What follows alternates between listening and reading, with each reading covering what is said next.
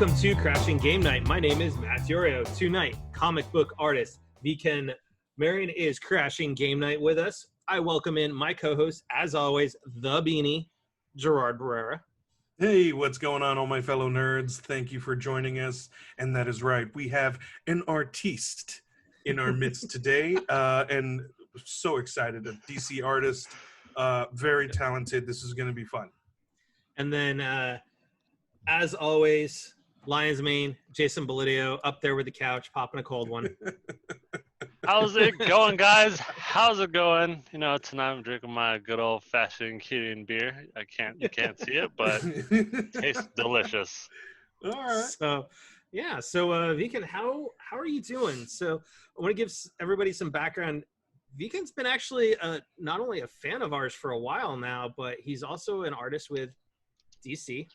And he does an amazing array of freelance work as well. So you've been really busy with the freelance work lately.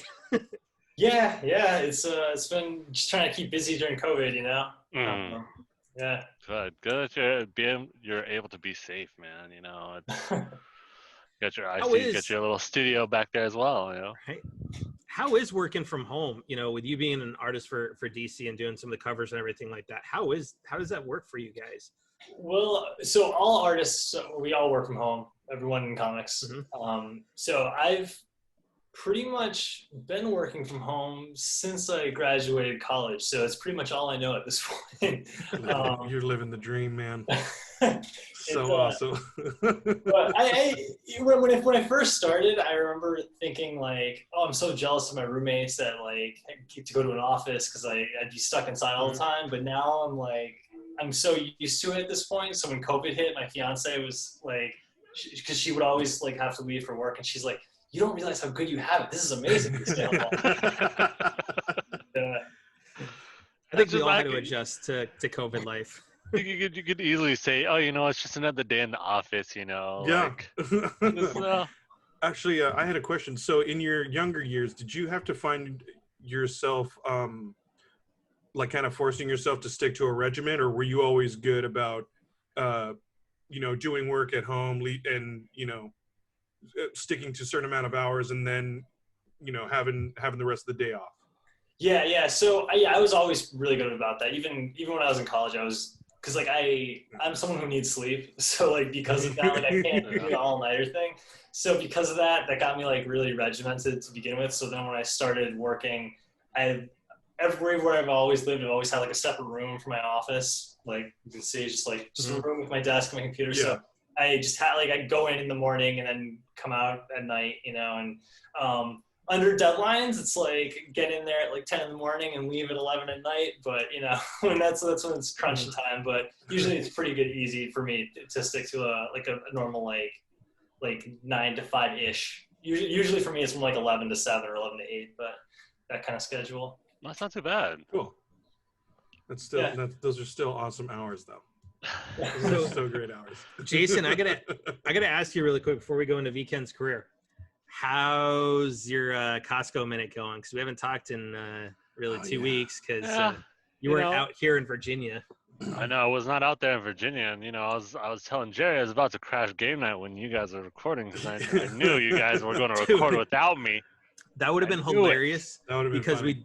we did it on Zoom, so we could do all three of us. Oh yeah, I knew you. I was like, I knew you guys would have just. I thought about it. I was like, I should have. But you know, Costco's been, you know, it's picking up. We're coming into the holiday season, so you know, it's questionable of how it's going to be this year because I'm already seeing some Halloween costumes, Halloween decorations ready, but you know, with COVID, it's going to be kind of interesting. Same with Christmas, you know, right around the corner. Absolutely. So we'll see. At your Costco, do you have people lined out the door every day? Every morning. Every morning. We open an hour early for our senior citizens. Dude, it's insane. And disabled and what is it, the necessary essential workers like the firefighters, nurses, etc. Frontliners. They've also been calling you in early, huh? Too, yes, Jason. They have been calling me early, and it's different it's there's still lines, still the same questions, you know. But we do have toilet paper in stock, a lot of it now. A lot of toilet paper, a lot of paper towels. Still no Clorox wipes, and here and there disinfectant or like hand sanitizer. Yep. No, we've been bone dry of rubbing alcohol though for like a good solid like 3-4 months now. Like I have not seen that. Wow. Oh. You're gonna have to switch to gin as your cleaning agent. That ain't bad, actually.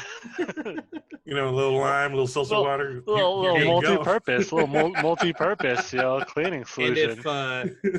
And if you're Ryan Reynolds, you just made $650 million off of selling aviation gin. You know, Jerry, how's your jet lag? You caught back up now? Yes, I am. Yeah. The first day I got back wasn't so bad. I was kind of going through the motions, and then I went to bed, and I just conked out, and I slept in. Like normally I'll wake up at like 8 a.m, but I woke up at like noon. But other than that, I'm good. I'm caught up, and went straight back to work.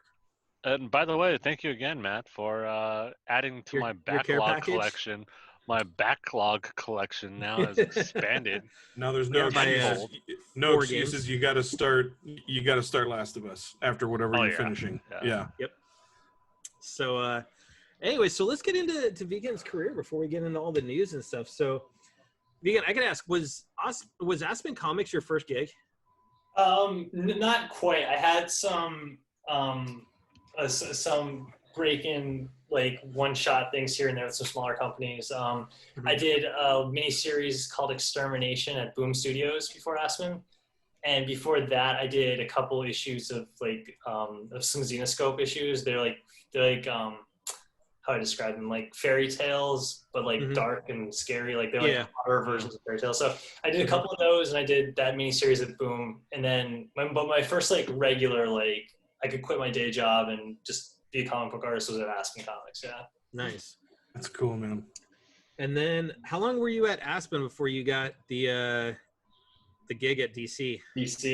So I was at Aspen, I want to say 4 years, three or 4 years, 2013 to 2015.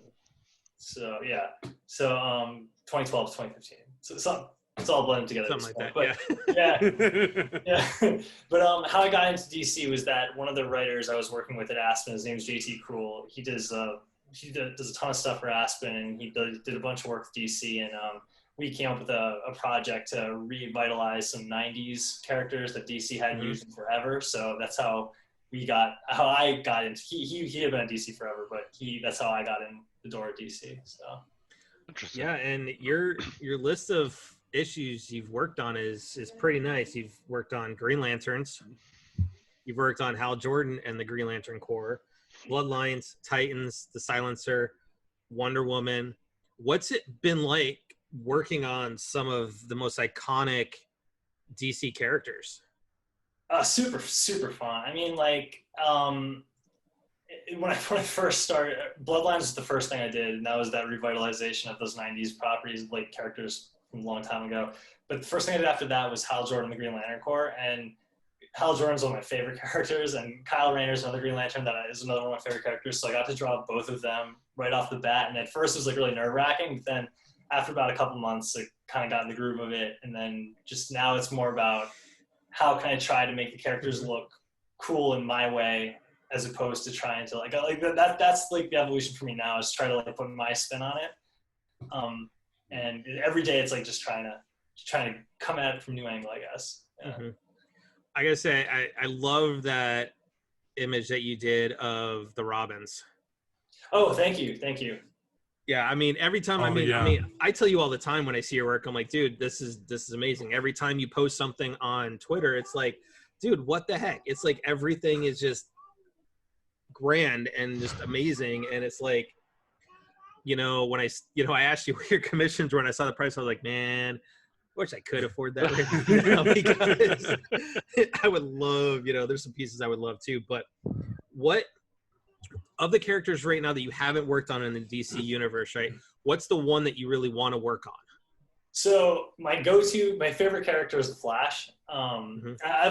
He's been my favorite character since way before the TV show and all that stuff. So like, I love the Flash. He's the heart of the Justice League. Yeah, he's the best, man. He saved the universe, sacrificing his life. You know, yeah. But I got to draw Wally West on one issue of Titans. Ooh. Oh, nice. I'm a huge Wally West fan, and so I got to draw him on one issue, and I've got one of those pages that I'm not selling. I've got it like in a frame.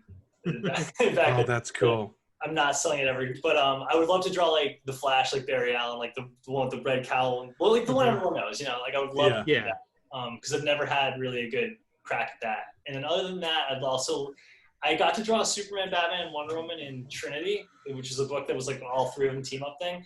But I would love to do like a Superman like solo run on Superman. It would be awesome. Oof. What would your take be on Superman? So I think Superman, like in terms of story or in terms of visuals, like what do you mean? Kind of story and character. Okay, yeah. So to me, Superman is the most relatable character in comics, and I think that, like, I personally think he's way more relatable than Batman, because to me, Superman is all about Superman is a regular guy. Like, to me, he's not a Kryptonian first and a human. To me, he is a human. Like, in his head, he identifies as a human. I totally agree with you about the relatability too. I think Superman is his depiction of Clark Kent is what he sees as us, and he prefers to be human first. Yeah, like, well, see, I actually, to me, there's three parts of Superman. There's the Clark Kent with the glasses at the Daily Planet. There's Superman, and then there's the Clark Kent on the farm from Smallville. Right? And yeah, to me, like, that is who he really is. Like, who he is on the farm in Smallville, like, that's who he actually is. And like, so my interpretation of him is that I think he is the most relatable character because he's just a regular guy who's trying to do the best that he can in the world with what he's got. And like, who can't relate to that, right? Like, I think like adding all this other stuff to him about like the alien stuff, like I don't necessarily think a lot of that's needed. I think it's just making him like human, like, you know what I mean? Like, I don't know, that's how I feel about it. I always think that's kind of like the hardest thing to kind of portray as Superman, because he is such a fantastical character. And I totally agree. You think that you need all of these like monsters or aliens or out of this world like villains, but really like kind of keep it simple. I think it's been a while since we've seen that. Yeah. Oh, but then like visually, my take on it would be like I would want to dial the action up like crazy. So like I would want to like create new villains for him to fight, like that are more powerful than him. You know what I mean? Because everyone, like a lot of people complain that Superman's hard to write or draw because he's so powerful, but I don't really ever hear anyone say that about like Goku, and Goku's way more powerful than Superman. You know what I mean? So it's like I feel like there's a way you can dial up the action without making it feel like he's this perfect person, because he's not. He's just, to me, he's just like a guy who just, you know, like, of course he's always going to win when he fights Lex Luthor, because Lex Luthor's just, like, you know what I mean? So that's my take on it. Huh. That would be cool. That would be very interesting. With you being the Superman fan, let me ask you two questions, twofold. Gene Hackman, Kevin Spacey, or Michael Rosenbaum? Michael Rosenbaum, flat out. I'll go one further, and I'll say the entire cast of Smallville is the best portrayal of those characters, like top to bottom. I wish that they did the original plans for JLA back after season 10 of Smallville, because it was rumored that Tom Welling was supposed to just go straight from the end of Smallville right into JLA as a movie. Yeah. So it would have been really nice just to see that transition. Given today, if Smallville came out today and Tom Welling was the age that he was in the show, I think we would have had a Superman show. Oh, well, I totally think he would have taken the mantle, and they would have been like, be Superman for as long as you want. Yeah. Oh, yeah. Yeah, it's unfortunate it ended the way it did. Yeah, it's, to me, like, Smallville, to me, like, the first 4 seasons are, like, perfect. It's just so good. Like, what you're saying was spin off into a movie. Like, I feel like at the end of season 10, it got kind of, like, into its own weird thing. You know what I mean? Yep. Like, like later seasons where like he had the jacket and like the weird version of like Cyborg, and which happens with shows. They have to go above and beyond because they get more money, and we gotta we need episodes. I like the version of Green Arrow that we got though for Smallville. That was really good. Personally. Yeah, that was really good. I can't see that the Aquaman that I can't see that. No. Okay. It was hard. That was tough. Aquaman. Okay, let's take that out of the equation because we all know it's Jason Momoa. But no, Justin played a really good Green Arrow, and I liked how it was that the Playboy side of Green Arrow, which is in some of the iterations. But yeah, to me, Michael Rosenbaum is the best Lex. Oh, yeah. And I'd have to say Gene Hackman, Michael Rosenbaum, Kevin Spacey, but I understand why he's won, because he was awesome on the show.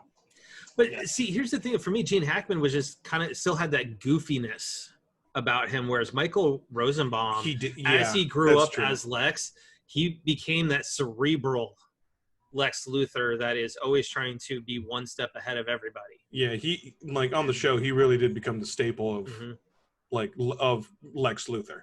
He was Lex Luthor for everyone. So I got to ask you, V Ken, with Superman, how are you taking some of the rumors that they're reshooting with Henry Cavill and it is going to be the black suit? I'm excited, man. I know this won't happen. But I want them to go like all the way and give him the long hair and like no cape. Like I want it to be like the '90s suit with like the gun. I wanted that too. And I did you see the mock-up before the movie came out that that was a rumor that he was going to have the black suit, but someone drew long hair on Cavill. Like, how awesome would this look? Yeah. I was so hoping for that too. Yeah, that would be great. And no cape, right? No cape. Yeah, no cape. Just long hair, the onesie. That's it. Yeah. Yeah, that would be. That would have been awesome. Could you imagine if Nick Cage got to make his Superman movie back in the day, and it was him in the black suit? Oh my god, dude! At first, when I first saw that trailer, I was like, I'm so happy that movie wasn't made. Yes. When I saw it a second time, I was asking, why didn't this movie get made? Right? Yeah.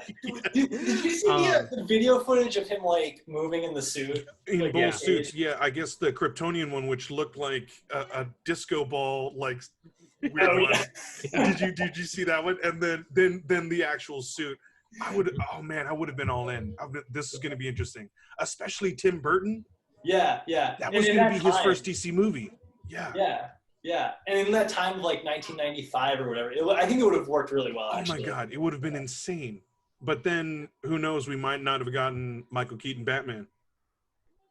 Well, no, Superman would have been after. Oh, it was after. Oh, that's Batman right. was 89. That's right. Yep. Oh, sweet. Oh man, that would have been cool. Yeah. So with that, I mean, how do you feel about the Snyder Cut? And that we're finally getting his vision with, getting to see Darkseid, and that in the new what's the lieutenant? God, I can't remember his name. Steppenwolf. We're going to see the updated imagery for Steppenwolf that Joss Whedon decided to go a different route with.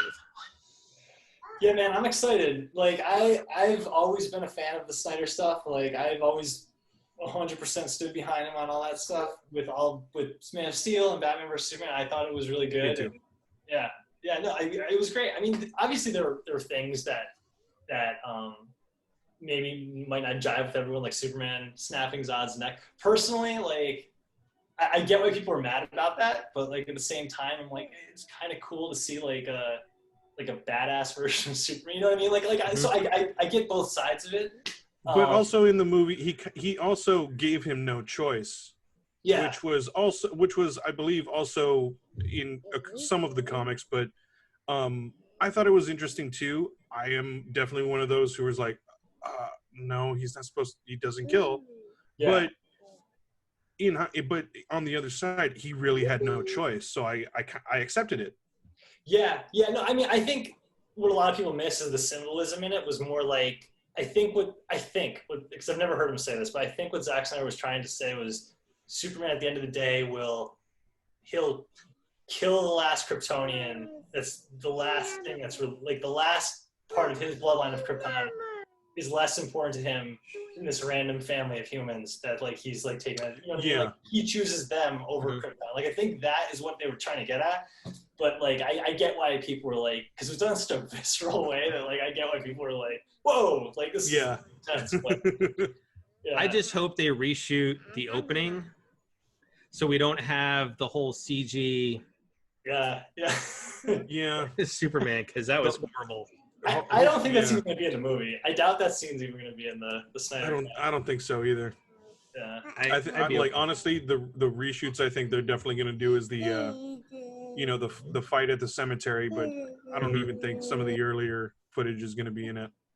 Yeah, I'd be okay with that. Yeah, I'm super excited for the Snyder Cut too.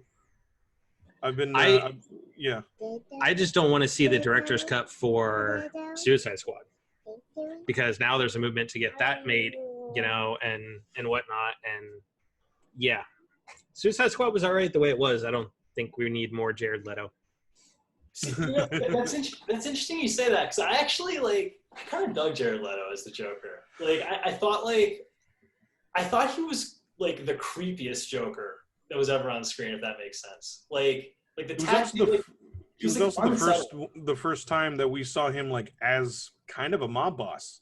Yeah. Like legit mob boss, not like having followers or hiring a few thugs. Like he was a legit mob boss in that world. Yeah. And it also felt a lot more modern, where it's like, it's not just like this. That's not necessarily a good thing, though. Nah. I mean, like, look how the whole like Suicide Squad played out. It felt very modern, like it could have happened like last week or something like that. Yeah. And it's just put in this like very, very current scenario, rather than it being like, oh, these are the classic kind of like Batman or Batman Joker kind of thing. It's very classic, or like the face painting is very classic, and like, okay, like this is very retro, and it's gave that little spin where I was like, okay, you know what, it's a little bit more modern. I see where that little take is going, but yeah, like Matt said, it's just let it be modern. Let it be. I thought his take was interesting, and it was definitely different. But yeah, I mean, a lot of people didn't take to it, but I thought it was interesting. I was actually hoping to see more on where Leto was going to take it too, especially with Margot Robbie. I thought they had good chemistry. Very good chemistry, actually. Yeah. So I totally get why people didn't like it. Like, it's not me being like, oh, you got, like, I totally get it. I just thought it was like, he was just like creepy. Like there was something like really unsettling about him that I thought was like an interesting like thing that I was like, yeah, this is the Joker that I probably wouldn't want to be in the same room with the most out of the I don't know. I think I would not want to be in the same room as Joaquin Phoenix's Joker, just because he was straight up mentally ill and was tripping. Even in the beginning of that movie, like being in the psych ward with him in that interview, you like. Todd Phillips really caught the tension where like, it's very uneasy talking to this character. Yeah. I don't know. But then again, I also look at Heath Ledger's, Joker, where right there in the middle of the room, he's like, hey, you want me to see it? Or you want to see a pencil disappear? Cool. Boom. It's like, or I'm looking to expand. Hey, here's a cue stick. Have at it. Yeah. But, sticking on DC, right? We've got DC Fandome happens on Saturday. So we're supposed to get some information on the Batman, which has been released as far as imagery with the logo and everything like that, which I think is great. We're supposed to see more on Suicide Squad, Kill the Justice League from Rocksteady. And we are also supposed to see a little bit more on The Flash, potentially, at both the TV show, and there's rumor that we may see get a little bit of a sneak peek into some of the information, not in terms of trailers or anything, because they haven't even started shooting, but for The Flash, which we already know Michael Keaton is already on board to reprise his version of Batman. But we also now know Ben Affleck will be returning as his Batman for The Flash. So I give it to you guys. How do we feel about that? Once again, I've said this before in other podcasts. I think Ben Affleck was a great Batman. Once again, I think he was misused for Justice League and Batman v Superman. I think we should have had a younger Batman, and then Ben Affleck be like the Dark Knight Returns. He be like the older, kind of jaded Batman. But I still like Ben Affleck. He did a great job. V Ken, what do you think on that? So when I heard this today, okay, so let me start by saying I love Ben Affleck, what he did. I thought he was great. But Jerry, I totally agree with you that I thought it was like strange to start the universe with an old Batman. Yeah. But what he did was great. Like, he was perfect at it. Yeah. But that being said, I am 110% all in on the Robert Pattinson Batman movie. Like, I cannot wait to see wholeheartedly. that. Mm-hmm. And when you first heard that he was cast, were you good with it? Because I was too. Oh, I was pumped. Yeah, Me too. Absolutely pumped. Yeah, because I was pumped. Yeah, because he's actually a pretty good actor. You know, I gave him a chance. I watched some of his indie movies, and he is talented. Yeah, he's really redeeming himself over the whole Twilight thing. And I didn't want honestly, I think he's separated himself from that now. I didn't want a glittering Batman. You know, it was not going to though. He's not. No. But he's not. I wasn't sold on him because I didn't think he was that great in Twilight, right? But then Jerry kind of sold me. You know, hey, I've seen some of his other work. He's really good. But then I started seeing the imagery that was coming out of him in the suit and everything. And I'm like, he looks the part. He looks very much young Bruce Wayne. Yeah.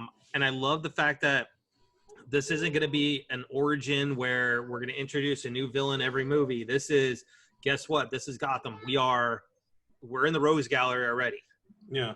He's not, this isn't year one, but this is like year 3, 4, where he's, you know, he still has, the villains are out and he's still kind of tinkering with what he wants in the field. So it's still kind of like younger Batman. Mm-hmm. Yeah. It's going to be cool. Badass too. The suit, those I'm not sure if you guys have seen those pictures, like with the guy on the motorcycle, but it looks sick. Like, yeah. And they showed a little bit more on the Batmobile too, and it looks sick. Yeah. So, and I got to say that when you look at the suit, right, and you look at the emblem, a lot of people are thinking that's actually the gun that killed his parents. And it's been cut apart to make the symbol. That would be interesting. That would be really interesting. If you look at it close up, it looks like a gun hilt and everything, right in that whole symbol. That would be really cool. Yeah. Yeah, that'd be that's kind of a new take, but not exactly different. But that would be I think, don't quote me on this, but I think that was from a comic book recently, from Detective 1000, but I'm not entirely sure. I heard that going around, but I haven't read recent comics in so long. I've been bad. Well, you've been too busy drawing them. Yeah.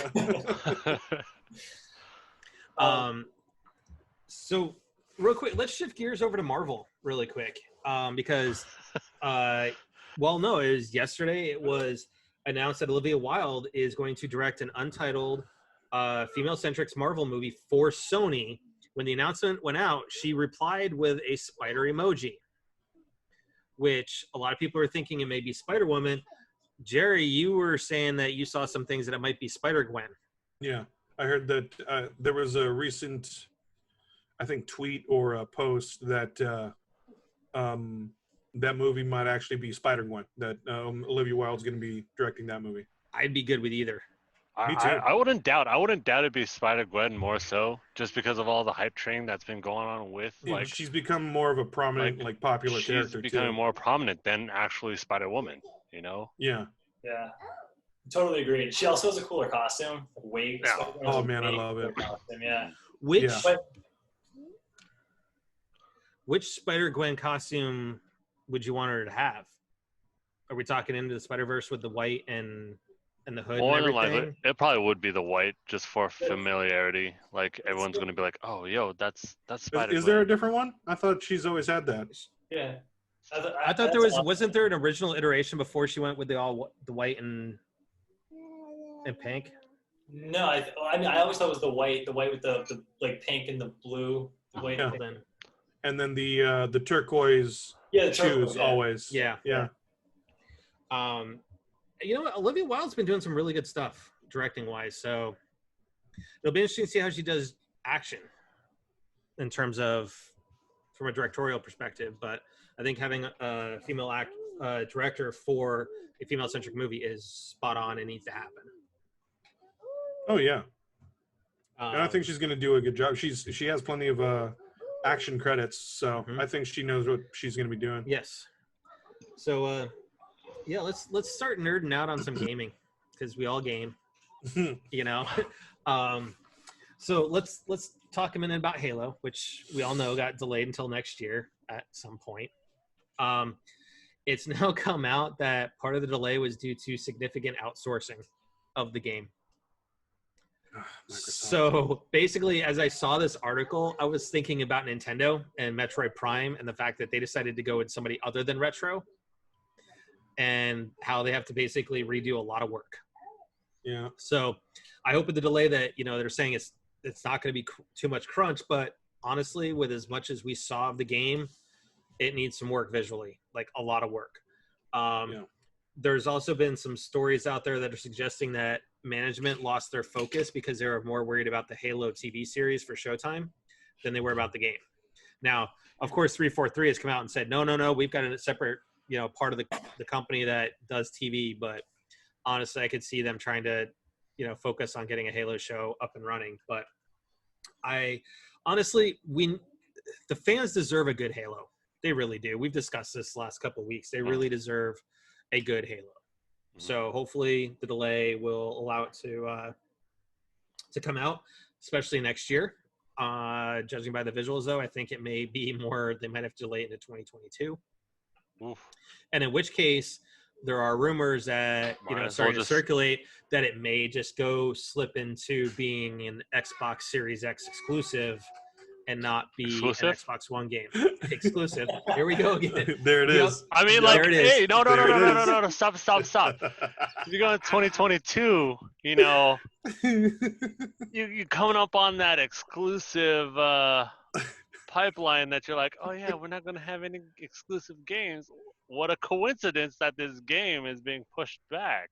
Mm-hmm. I mean, like, Xbox, what you doing, man? You stop selling systems. You stop selling games.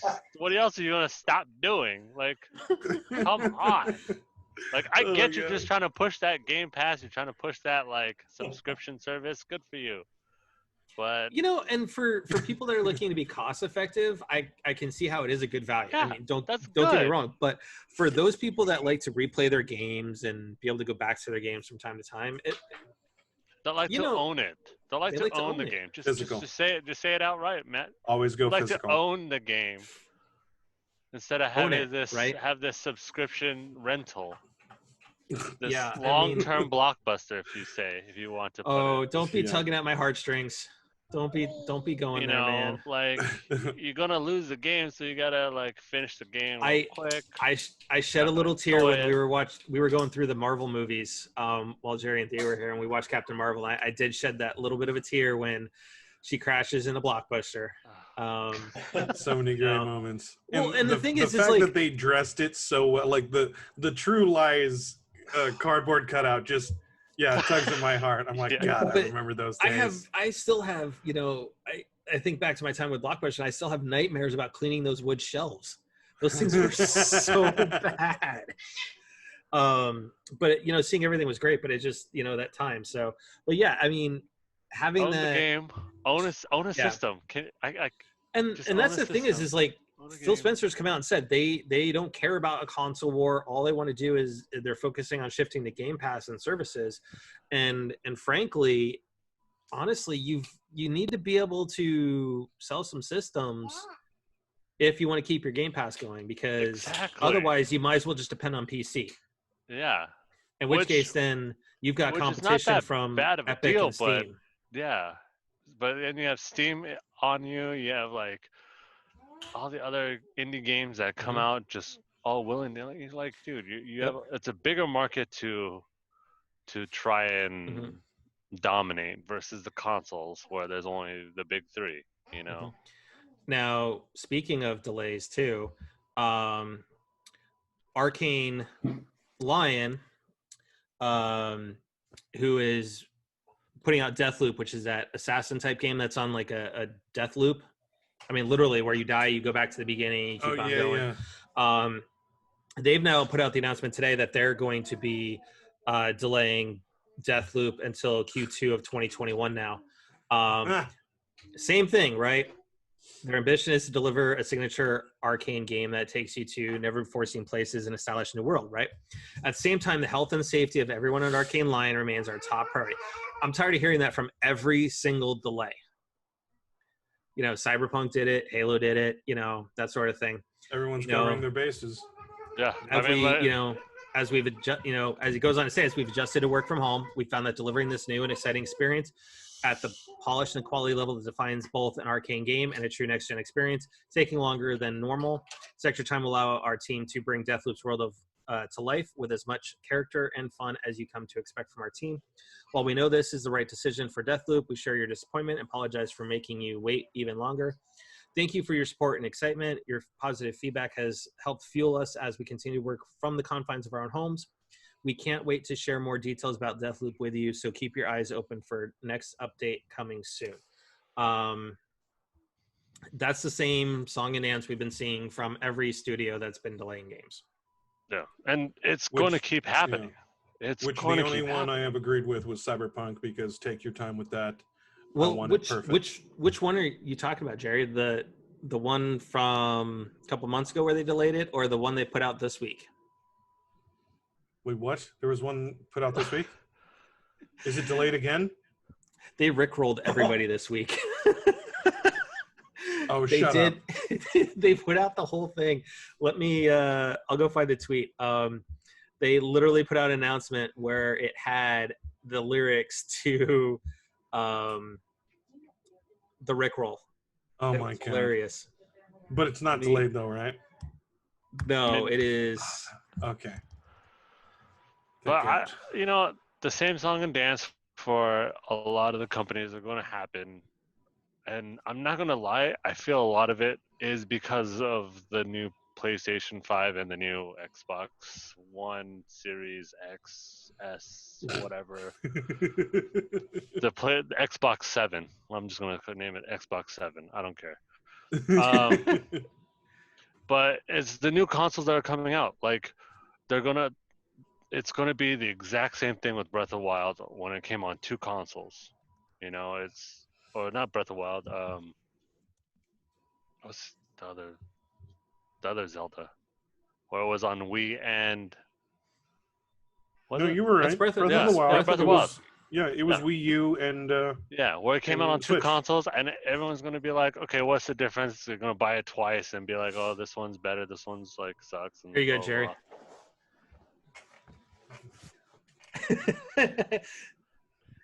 Do it in the voice of Rick Astley. Oh my God. That's good. That's pretty good. It's the whole song. I love it. Yep. That's pretty funny. Yep. But when's this supposed to come out, Cyberpunk? November 19th. Okay. So that's where my theory was, is that they were originally going to be probably dropping both the new consoles right about there. Well, now we know that Xbox Series X is rumored to be November 6th. We still don't know anything about PS5 yet.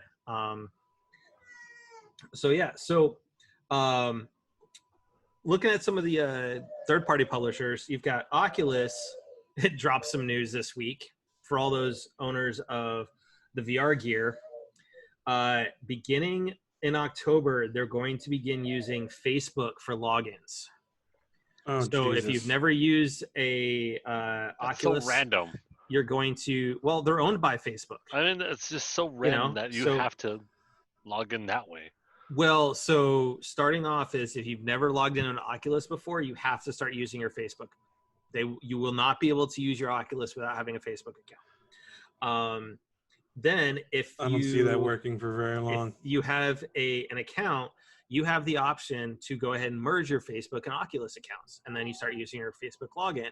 If you elect not to go with Facebook login, you have until January 1st of 2023. And if you don't merge your accounts, then you're going to lose out on full functionality of your Oculus. Yeah, that's so limiting. I don't get that. I now feel really bad for Ready at Dawn being purchased by Facebook and being part of the Oculus gaming. Oh, yeah. So, and they're also going to adopt Facebook's code of conduct guidelines, which we all know full well as of late is going so smashingly well for, anti-hate and anti-violent, messages and stuff like that. So I know people love Oculus comparatively to like PlayStation VR and the Valve system out there, but I don't think this is a good idea. I really don't, because there's people that want to game like and don't want anything. Like Cory Barlog tweeted out that he had deleted his Facebook account like years ago, so he's already counting down the time to where his Oculus is no longer valid anymore, and he's counting down the time until Valve releases theirs, and he's just going to go with theirs. So and then lastly, I know Jason, I kind of had to get you up to speed on this.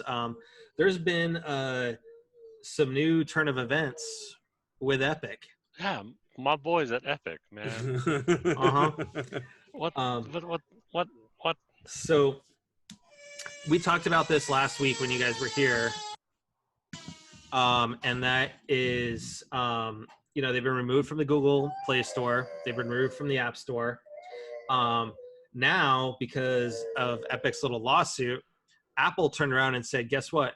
April 28th, you're getting your developer license removed. It's being canceled. April. And here's the thing with that is,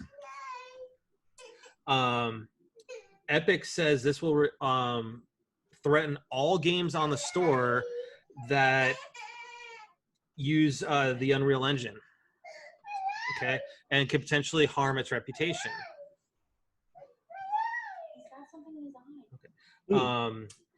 And now Apple responded to Epic late Monday, effectively telling, like I said, they told the developer that all its problems can go away if it just removes the rule-breaking alternative payment system in Fortnite. Plain and simple. Apple said the problem Epic has created for itself is one that can easily be remedied if they submit an update of their app that reverts it to comply with the guidelines they agreed to, which apply to all developers, Apple said. We very much want to keep the company as part of the Apple developer program and their apps on the store. We won't make an exception for Epic because we think it's right to put their business interests. We don't think it's right to put their business interests ahead of guidelines that protect our customers. I love how this fight has become like a Wild West duel. Like straight up shootout. Yeah. No, like, okay, well, you're out of Epic our app store. Okay, here comes a lawsuit. Epic is not going to win this. That's the thing. I mean, Apple's too big, but two is because we had ads and stuff set up for our Apple News channel, we had to sign up for the Apple Developer Program too. And they're very strict guidelines that you have to agree to before you can get the developer license and be part of the program. So they've known about this the whole time. And you know what? All of a sudden they're like, oh, we don't agree with it being a 30% cut. Well, guess what? The 30% cut goes back to actually the days of Nintendo and the cartridge systems for the NES, because Hudson couldn't make cartridges. So they basically pointed up 20% cut to Nintendo to make the cartridges for the Hudson games, like Adventure Island.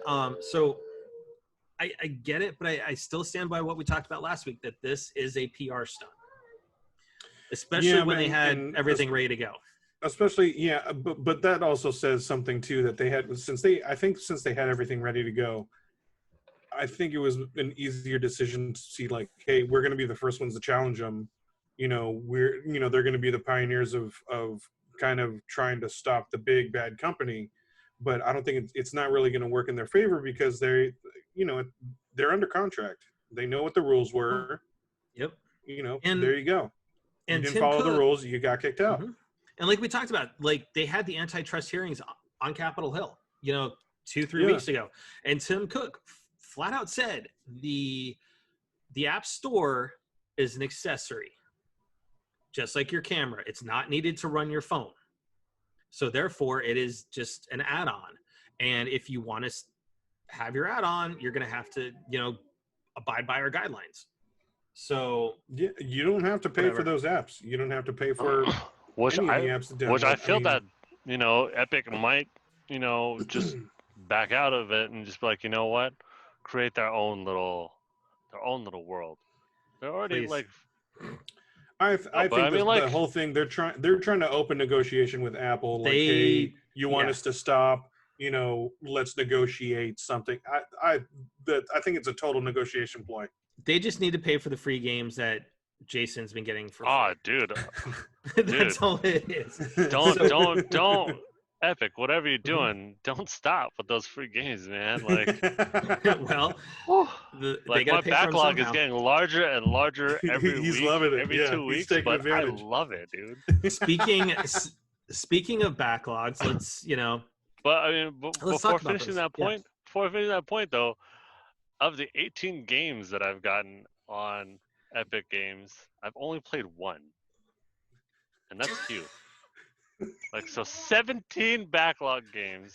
I'm just like, you know what? Like, you know what? I own it. Hey, Microsoft, I own those games temporarily. You really just take them because they're free. That's all. That's the only reason.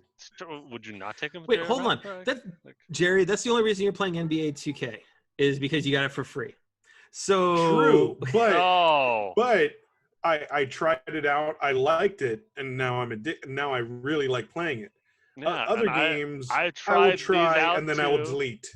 I tried these out too, Jerry, and I like these games from what I've seen from the little 2-minute trailer and free price. Try 'em out. The free price, Yeah. Like this was all right. Now I'm gonna delete it. So let's talk about backlogs. So, V Ken, I know you've been really busy with your commissions, but have you gotten to do any gaming as of late?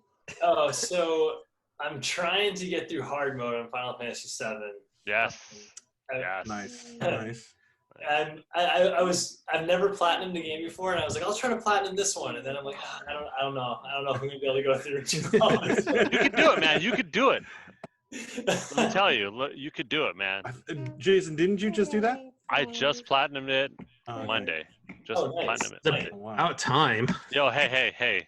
It took me a while because I got a little distracted with Final Fantasy 14. With a different Final Fantasy. But it is doing them raids. It's doable. It's a lot more challenging in certain aspects. So, but definitely have fun with it, man. Yeah, I had a good rhythm going with it, and then I put it down for a couple weeks, and then I just I'm at the part where right before you meet Aerith, you're fighting the Airbuster. Like, and so that's where I picked back up in it, and I was like, I totally forgot all the abilities and stuff. I just got my ass kicked. I was It's on my backlog too right now. Hey. I mean, the moment Last of Us came out, it hit the back burner, so I need to go back to it as well. At least VK, you beat Hell House. At least you beat the game, VK. Unlike Jerry. Jerry, where you at, bro? I'm going to get to it. Okay. Jerry, the ending is amazing. Don't listen to these guys. I know that they didn't like it. It's not that I didn't like it. Well, that's the thing about me. It was too. That's why I still want to finish it because I'm a little bit more open with seeing how it is different. I am an original lover of the Final Fantasy VII, the original. That was my first Final Fantasy. So I do love the story, but I'm open to see where they're taking it. It's not that I don't like it. It's just it could have been better. And Jason, don't sugarcoat it. Don't even sugarcoat it. It could have omitted a good chunk of the ending. That's it. So the ending, I didn't really even know what happened the first so the first time can we go into spoilers, or are we going spoilers? Yes. No. Go ahead. We're Yeah, beyond. we're beyond. That doesn't bother me. He gets No. Okay, no. so my fiance, one of her coworkers, is a huge Final Fantasy VII fan too, and he beat the game way before us. So he had told her, like, when you guys finish it, you gotta have V text me because we've got to talk about this, right? So the ending happens, right? And I had seen it was really controversial and everything, and it ends, and we were both watching it, and we were both like, this is awesome, this is amazing. Like, we were watching all the cinematics and everything, and then it ends, and I'm like, what was so controversial? Like, I totally did not understand that, like, Zack didn't die. Like I didn't get that the first time. Yes. And, like, because I took it as, like, when he was carrying Cloud, he was gonna, like, die, like, after that. Like, you know what I mean? Like, I thought it was, like, but then, like, I saw the comparison to Crisis Core, how, like, it was, like, shot for shot, how they did the two of the things, so, like, he survived. So I was like, oh shit, that's actually, so, like, now does that mean that there's 3 timelines going on, or 2 parallel like, and how is that gonna, like, Yep. Well, because now we're like, because they talked about it, it's like Red 13 was like, hey, if we lose today, this is what happens, and them losing would have been the Advent Children timeline, which means Eric dies and everything. Now, who knows where they're going with it, because they say it's going to be a new story. They're going to incorporate some of, the original 7 into it. But at this point now, Aerith may not die. It may be Tifa that. It may be Tifa that dies. Dude, Yeah. Dude, I like that. That leaves the story open to. I mean, essentially, we're seeing a new timeline. We're seeing a new story. Such a pivotal point in the game. Yeah, I know that is a pivotal point. She has to. If she doesn't, that's die. it. Like, I don't know if I'm gonna buy a third one if she doesn't. I'm not gonna lie. I am. How would you feel about this, right? So my theory is that I think what's gonna happen is that you're gonna play basically simultaneously, like, the current Cloud timeline that you're on, and then Zack's timeline is gonna weave in and out of it. So, like, there'll be for, like, Zack basically, like this is my DC Comics multiple realities thing here. Like, the realities, like, merge at certain points. So, like, you'll actually fight alongside Zack, or you'll play as Zack. I think because Zack's alive, I think he could very well be a side character that joins you along the way. Well, he's dead. He is not. He's not dead in the remake timeline. No, he is very much alive. No. He's dead in the timeline you play as. No. Yeah. So that's how. But then how? He's dead. He dies in the original 7 storyline, which is Advent Children. So it goes from. In this version of remake, he carries Cloud back to Midgar.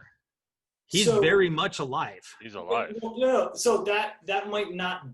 Okay, so Cloud has his Buster Sword still, right? Mm-hmm. So that could be literally like a divergent timeline. So, like, the thing that Cloud. So the Cloud you're playing as, Zack is dead, right? Like think like when, like, Trunks came back in Dragon Ball Z, right? Like, or better yet, timeline isn't changed. Or better yet, Biff was in the DeLorean. Yeah. Well, no, I mean, you could totally be right. Like, maybe Zack is running around in it, but, like, I think, like, another theory is that maybe it's a completely divergent timeline. Who knows? As long as the snowboarding mini game is in the next chapter, that's all I care about. I just want a gold saucer, man. I just don't want this. I don't want it to become Kingdom Hearts. That's the thing, and the final boss that you fight, the Arbiters. That's Kingdom Hearts right there, and I don't want that. Kingdom Hearts can have their own thing. Let's keep Final Fantasy the way it is, and But I digress. So, Jason, what you been playing? I mean, if you want to take a guess, I just platinum 14. I just platinum 7. And again, VK, just like, once you get back into the hard mode, you remember, like, everything, and you're like, oh man, like, it gets easier, and then there's this little snippet, or it gets, like, ridiculously hard, and then you're like, okay, after you pass that, you're like, all right, you're in the clear. What part's super hard? Everything. Well, no, it's not everything. It's like, I'm trying to think, because it took me a little bit of time, and I was like, oh my god, like, Took me a few tries. Which boss was it? I'm trying to remember because it was a while ago. Like, Yeah. because I took like a little 2-month break from it.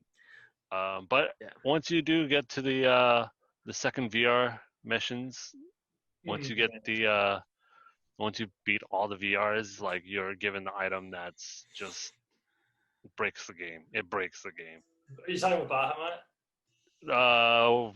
Once you beat the final VR, Okay. which is actually one of the trophies, Mm-hmm. the Pride and Joy. Once you beat the Pride and Joy, you get an item that just breaks the game. Like you start every battle with a limit break, and it's just nice. Oh, Nice. sweet. it's just Nice. it's just like, are you kidding it's me? like a bracelet or like a necklace you put It's on. an accessory, yeah. Sweet. It just breaks the game, and you just auto refocus, and you're just like, I got three bars forever, as long as it doesn't die. Sweet. But yeah, So- Final Fantasy 14, FF7, and then Last of Us Part 1. Woohoo. Get through it. Yeah. Do it. Well, So I'll go before Jerry because we know he's been playing some NBA. We've talked about that. But while Jerry was here, we got our butts kicked in Mario Kart By a ringer. by my wife. A ringer. a ringer. So I don't know how much backlog you've actually gone back through, V Ken, but we had the episode where we talked about it being the Mario Kart dojo. Yeah. Jerry got to feel what it was like to step into our house with Mario Kart. I swear to God, the wife played competitively. I It don't is get it. insane. She's one of those players. I don't get how you can accelerate and get past everyone so far ahead. I don't get it. I just don't get it. Like, I've pondered it. I'm like, different variations of like vehicles. I don't get it. I don't get how you get that far ahead. And yeah, it get bothered lapped, me. No, he did not get I've gotten- lapped. I don't think I've He gotten almost lapped, did. but I think I averaged like Jerry between did get sixth to, and eighth place, and that was normal. That was just I had to be okay with that. Jerry did get to see though the level that is her kryptonite. Which yeah. level? And it is Neo Bowser City. Where it's a lot of the banks, it's raining. But then Jerry also got to see why that race is her kryptonite because that is my best course. And I destroy on that course. So and then I wiped my island on Animal Crossing. Oh no! Are you finally done? Why? So here's the thing: is I didn't delete the island itself. What I did was I terraformed the entire thing, everything that was pretty much on the face of the map. That I pretty much sold it all, and I essentially have started from scratch. Moved all my houses. I've moved. You did all of that manually too. Yeah. Yes. Yeah. It took me like 2.5 days to terraform the entire island. So I just now finished paving, getting rid of all the paving and everything.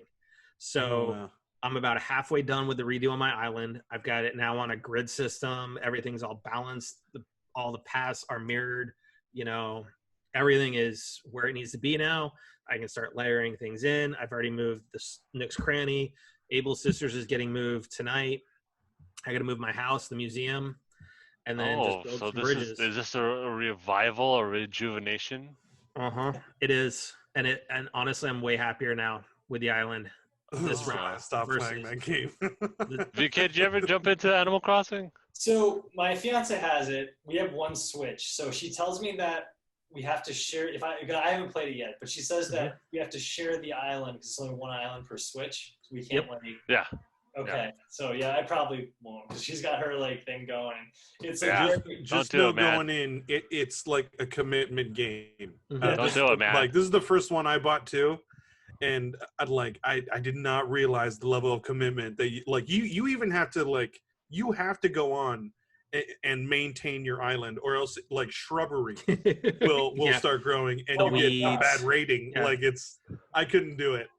Oh man, yeah, Yeah, no, I would have tried it if like we didn't have to share the island, but she's like, don't mess up my island. And I'm like, oh, okay. Dude, that's when you should just like. It's an interesting concept. I did enjoy the game, but I cannot commit that. See, I mean, that's if you where like I should just. squirreling, you like squirreling, then that's where it's at. Because I Jerry, you can like get like little things, little fossils, you can get those little bugs. And See, this is where VK goes, sets up his little thing, right? And I ship him a whole bunch of pitfalls. And he just buries them all over the island.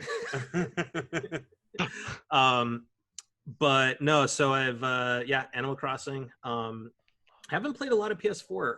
You know, I still need to do Ghost of Tsushima. That's good, right? I did do the really good. Yeah, it is. It's beautiful. We did do perfect score. While the guys were here, we did do the Avengers beta, and I thought it was crap. I think it goes back this weekend. You have it. Yeah, this weekend in public. I'm going to try it. I have to try it. That's the game that. This is the first game I have ever had trouble committing to wanting to buy because I have it pre-ordered, but I'm still up in the air. I pre-ordered it through the PlayStation Store, and I'm kind of regretting that decision now. After playing the beta, because I didn't know that this past weekend was a free public beta for PlayStation players, so where you didn't have to have a pre-order for it.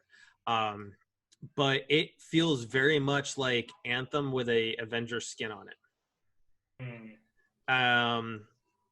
I mean, I get the storyline was which that I think was a may little not. okay. I don't think that's going to be. I don't think that's a fair comparison because I think it's the type of game that you don't like. Well, here's the thing, though. I like Destiny. I just haven't played it because the story and just everything. The mechanics. But that's not. But that's not a Destiny game. It's not a first-person shooter. But it's a hack and slash kind of. Dude, I love those. Arkham Asylum. I have the platinum on. That's really that's more of a it's the same linear like first person. Let me put it this way: single player. You have to have better skill to play God of War 3 than you do Avengers because all it is 2 buttons. That's it. Square and triangle. That's hack and slash. You button mash. That's hack and slash. You're good at hack and slash. Hey, you're good at button mashing as you proved with Street Fighter. Hack and slash for small attack, heavy attack. So that's it. Slash. It's not satisfying. It needs to be more robust. It really does. For as much time as they had to work on it, with as much as the Avengers property as a whole is on a high, especially after Infinity War and Endgame, I think they just needed to do better with it. Especially when the fact is like the load screens are terrible. It has public matchmaking, and if you don't want to do matchmaking, then you basically have a couple of people, you choose people off the roster. But the problem is that the ones on the roster are not leveled up to your level. So if you go on to a mission that's a level 12 mission and they're still level 1s, they are super squishy. And then you're not having any fun because you're basically having to sit there at long range and just sit there and just shoot them long range because your guys are all dead. But that's also point of a hack and slash is for you to repeat levels, level up your characters, and then, I mean, it's kind of the same thing. Well, okay, so, what do you guys think about what they look like? Like the models and the characters? I'm actually very happy they did not like money grab for the MCU look. I'm glad that Square Enix usually does this. They do their own look and they do it their own way and tell their version of a story. That's why I was so interested in it. So I like it. So as far as visually goes, it's gorgeous. I love the character design, but there are times where the characters and some of the cinematics look like they were cut and pasted NPCs. Okay. But once again, it's still a beta. See, okay. But that's I don't. Wait, go on. I don't think it's a beta because they're testing the servers, Jerry. Yeah. You actually play a good portion of the story in the beginning. Mm-hmm. So, honestly, I say for Jerry, you need to try it before you go drop the $200 for the collector's edition. I may download and install the full game version when it launches in a couple weeks just to see if there's any changes from the beta to the final product? Usually not. Usually not, because at this point they're just testing the load balancing on the servers. Yep. And make sure I mean, that who the knows? servers can handle Maybe it just needs like one or two patches and it's done. But do we they really should have need Call of Duty size patches anymore on games? No, really? but that's become kind of But the thing, and sometimes it that's the works, problem sometimes with- it doesn't. So yeah. What are you gonna say So- though, VK? Oh no. So the reason I asked about what they look like, because when it was announced Square Enix was making an Avengers game, I was actually super bummed with what they look like, because I think they look too much like the MCU. Like I thought when they said Square Enix was doing it, I thought they were gonna look like those Play Arts Kai figures that are like those super anime looking, like with like the crazy armor and stuff. Oh yeah. And, like, I just thought that would have been so dope if they went that way. Like, but so that's why I was curious, because I remember when that first trailer came out, people were like, "Oh, it's not the MCU or whatever." So I'm just curious how it looked like in the actual game, because Because they look sorely different when they're out of costume. Mhm. Like that's what I enjoyed the most I do. too. They No, I don't do look like the anything visual like- look. Yeah. I do like the visual look. I just wish that when you're changing out pieces for your armor and stuff like that, it changed visually. So Oh, it doesn't do that. No, It's so you all get just you inventory, can unlock, or like you can unlock costumes, and you can do different costume looks. But like when Kamala, when you're doing the different bracelets, it didn't really change much. It was very, very generic. And like, and that's Hulk, if right? you're gonna take the time doing all of that inventory of like items, they should at least show on the character.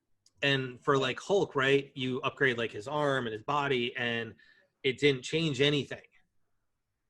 That's it. So I think we'll have to see what the final version is, but I think if that's the route it's going to go, it's very disappointing. So, so we have a voicemail from Newman. It's been a little bit. Oh no. Now I want to preface this. I have not listened to this message because Okay. he literally left it right before we started recording. Awesome. Okay. So let's hear what Newman has to say. Hey guys, Newman here with the Newman Minute. Just got caught up on the last two podcasts. The past 2 weeks have been a little bit busy and everything.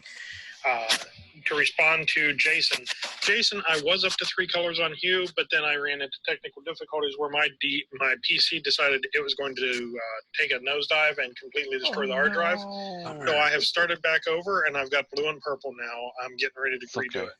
It's okay. Good to see you guys all together. Love that product placement, and it was great to see the #1 come up behind y'all for the Mario Kart.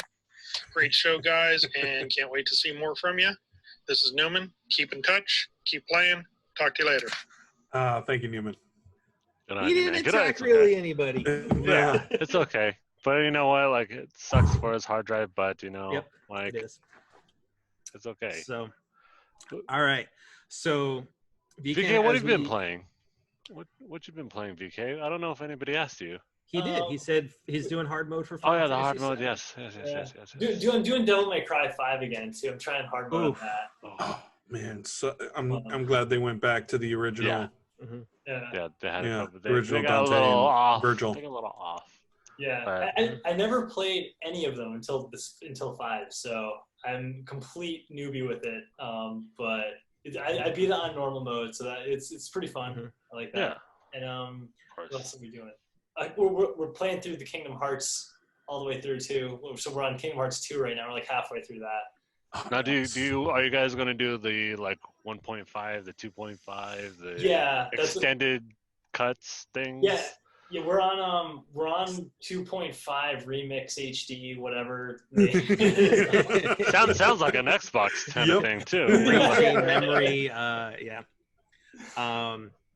So anyway, so I got two questions for you, VK. So the first, you know the drill. You've listened to the podcast, especially with all our guests, and I'm gonna put you on the spotlight now. What is your favorite game to play for game night with family and friends? Okay, so I've got 2 answers for this. It depends who's coming over. If it's my friends who are like our age, like that, it's Smash Brothers for me. And for Laura, it's Mario Kart, or not Mario Kart, Mario Party. She always wants to play Mario Party. But then if it's So that's like our video game answer. But the board game answer, like the tabletop board game answer, is Monopoly. Like, Yes. Monopoly. Oh man. Oh. Oh, the crusher of dreams, the killer of friendships. Yeah. The I don't know. ender. Jerry, after this past week with How Do You Meme, I don't know. That could have been a friendship ender too. Oh yeah, that was I was that vicious. was rough. I was vicious at Like, the very I got hit a little hard, but Theo got hit hard. He got Yeah, hit hard. he did. Yeah, Um, yeah. You guys are mean. Jason, don't worry. The belt's coming home with me. You don't. Need No, to no, worry about it. dude. The Crashing Game Night belt is right here. Just Nope. anytime you want it, Oh, like, and that's the other thing. I got an idea for the belt. oh, I found a belt, and we're gonna do this. there you go. It's gonna happen. Put my bro. name on it twice, sir. Oh, Gonna put my name on it twice. seriously, that It's coming angers me home. so much. It's coming home. Don't Oh worry. my god. So, but yeah, Monopoly. That's. Do you have a favorite board you like to play with, or is it just straight classic Monopoly board? So we have a straight classic one, and then Nice. for Christmas, one of our friends got Laura a Sailor Moon themed Monopoly one. So every once in a while, we'll do the Sailor Moon one, which I think is Sweet. I might be able to get my wife to play if I got our Sailor Moon one. really. That is Yeah, sick. She loves Sailor Moon. She loves Sailor Moon. yeah. It's funny. Like all the pieces are like I thought they'd be like the characters, but they're not. They're like staffs and like whatever their weapons are. Yeah, the It's like- weapons. Oh, Probably. cool. yeah. Mhm. Yeah, Moon That's Prism funny. Power, baby. I love Monopoly Gamer. Mario Kart and Mario Party editions. Oh yeah. I love them Actually, both. I prefer the original board, but I like the anniversary ones where like Mhm. they have the original pieces or they added pieces. Oh yeah, like the battleship. I think was one. Yeah, of like the battleship Yeah. or Just give me even the car. just All the about anniversary where all the items were gold and they added a couple Yeah. new ones. But yeah, I like So the are original we- board. are we What's making your preferred piece to use when you do it? car? Jerry's yeah, the thimble. Oh yeah, race car. Very no, thimble. mine's the car. No, you're the thimble. No, ew, no. If What I'm make not you- the car, I'm the battleship. Oh, wheelbarrow? Is that what you said? I said battleship. The boot, the dirty boot. Boot. I'm down with the boot, man, because that is me kicking everyone's butts. Oh my What up? God. So the second question is, again, this one's coming to you too, VK. So why don't you let all of our listeners know where they can find you on social media? You can find me on Twitter and Instagram. On Twitter, I'm at V Ken Marion, and Instagram, I'm at V Ken Marion. I post the same thing on both, so it's like if you follow me on both, you'll see the same content twice. And it's fantastic. No, thank you. Yeah, and my most recent work from DC was Batman Gotham Knights #12, which was a Robin story, which had all the Robins, Nightwing, all Dude, it was. Oh. I saw that cover, and I wish I could have that on my wall. Matt showed me that cover, and that was a beautiful cover, man. Oh, It really thank you, was. Thank you. Appreciate it. Yep. Thank you. Yeah. So for all our listeners, thank you for crashing game night with us tonight. Once again, VK, thank you for coming on. As an open invitation to crash game night whenever you want to. We're going to be starting a little thing here now as we start approaching episode 100 here. I mean, this is, God, we're on 88 right now. 100. Is that now that we're on Zoom, right? All of our guests so far that joined us on Zoom now have the meeting room number. So anytime you're bored one night and you want to join, just text me and see if we're recording, and you can hop on in at any point in time when we're recording. We do the same time, and have true crash at game night, man. But yeah, thank you for coming on tonight. It was a pleasure finally getting to actually see face to face instead of us just talking on Twitter all the time. But for our fans, listeners, if you like what you heard, as always, make sure you hit that subscribe button on the podcast platform of your choice, as well as our YouTube channel. Follow us on crashinggamenight.com, at CGN Podcast on Twitter. I want to say everyone be excellent to each other, and in this day and age, stay frosty. My fellow nerds, you got a little insight on the drawing kung fu master of the DV, Mr. VK. Thank you so much for joining us, and once again, support the movement. Black Lives Matter. just whatever you can do, show support. We show support. This Mask movement, up. yes. And once again, just be cool to everybody, and spread the love. Shout out again, VK. Thank you again so much. Shout out to all you listeners out there as well listening. Thank you again. As always, mask up, be safe, social Yes. distance. It's COVID season still. It's going to get worse because the flu season's on its way as well. So it's even 2 times the amount that you need to wear that mask all the time. Yep. Don't get the flu. Don't get COVID. Don't just be safe. Be aware. Be socially distant. And take it easy on our Costco employees. They are working hard. Right. Take it easy on everybody. Just be nice to each other. Yes. Should we let VK? VK needs to. steal, Let's do it, man. Theo's Yeah, thunder? yeah. Sign us off. Well, guys, thank you so much for letting me come on. It was a total pleasure. Like, it was been listening to you guys for almost a year now, so it was cool to see your faces and talk face to face. So super awesome. Half the time I forgot I was actually here just listening. I was like, oh yeah, this is like Yeah. Thank you so much for joining us, man. No, guys, thank you so much for having me. And yeah, I'll definitely take you up on the crashing again. Like, this is a ton of fun. absolutely. Definitely. Awesome. Absolutely. Yeah. All right, Jason or VK, you can steal Theo's VK. thunder if you want to do it. No, go for it. No. This is all you. I feel weird at always stealing it. You know. Yeah. I just have the little. TTFN. Okay, TTFN. Ta-ta for now. Yeah, All right. VK. Take care, Yes. everybody. All right.